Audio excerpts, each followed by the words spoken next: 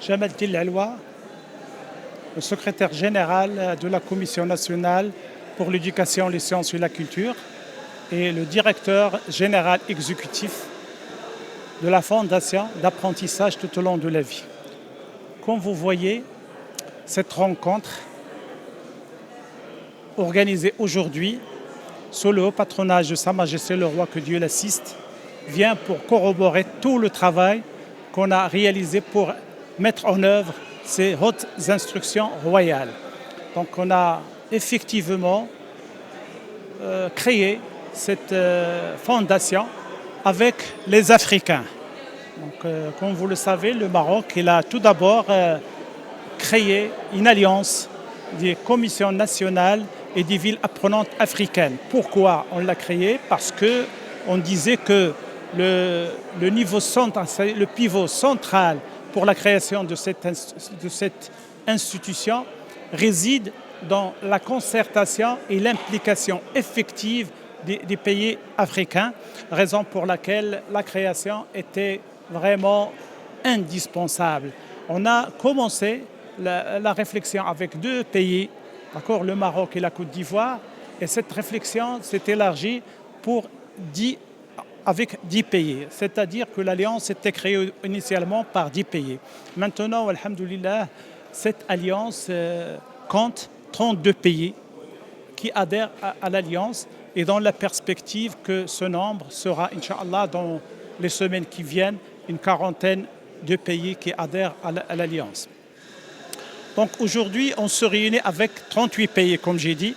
La présence effective de 16 ministres, dont 3 vont participer en ligne.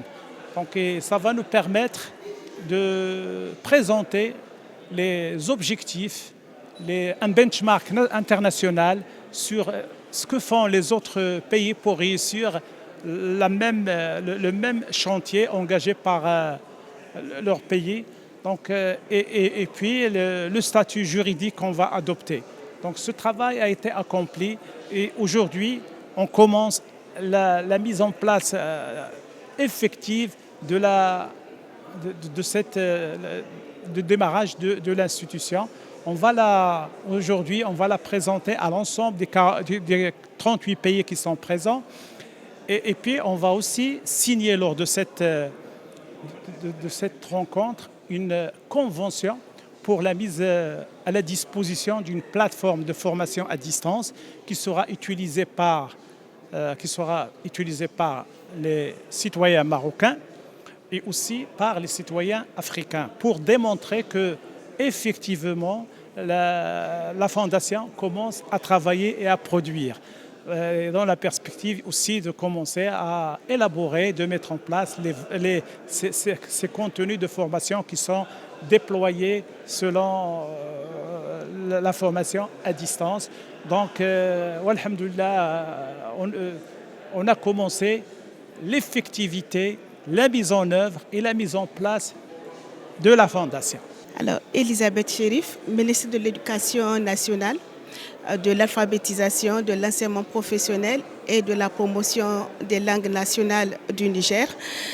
C'est un grand honneur pour nous d'être là et nous avons adressé nos salutations, les salutations et les félicitations de son Excellence, le général de brigade, président du Conseil national pour la sauvegarde de la patrie, chef de l'État du Niger, à l'endroit de Sa Majesté le Roi Mohamed VI, pour cette louable initiative qui va beaucoup contribuer à l'amélioration de nos systèmes éducatifs.